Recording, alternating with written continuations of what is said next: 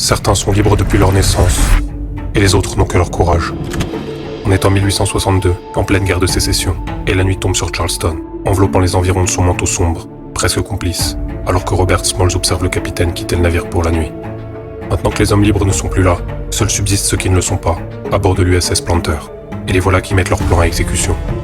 On charge le foyer de combustible qu'on laisse chauffer, on lève le drapeau confédéré, et on fait secrètement monter les familles des membres d'équipage, pendant que Smalls enfile le manteau et le couvre-chef du capitaine. À ce titre, et puisque tout le monde l'écoute, celui-là prend la parole pour détailler le projet. Premièrement, il faut savoir qu'un blocus de l'Union est en place à l'embouchure du fleuve. Le but est de leur remettre le Planter pour rejoindre leur camp, où l'esclavage a été interdit, et ainsi gagner la liberté. Pour cela, il faudra passer les différents forts confédérés qui contrôlent le fleuve jusqu'au détroit, sans attirer de soupçons. Dernier détail, la cale a été chargée d'explosifs au cas où le plan échouerait. Ce sera donc la liberté ou la mort. C'est parti. Il est 3 heures du matin, et les machines s'emballent. Les cheminées crachent de la vapeur et le vaisseau quitte les docks, alors que Smalls l'entraîne lentement sur le cours d'eau. Après quelques minutes seulement, un premier navire de garde apparaît. Et si la tension s'empare de l'équipage, Smalls règle le problème avec un coup de klaxon qui sait être de rigueur dans cette situation. La première menace est effacée. Les voilà maintenant devant le premier fort, où à nouveau, Smalls fait résonner un certain signal sonore, visiblement adéquat, puisque le point de contrôle les laisse passer. L'angoisse est totale. Il y a 1000 manières que cette histoire s'achève, et très peu où l'issue n'est ni le fouet ni la mort pour tous ces gens.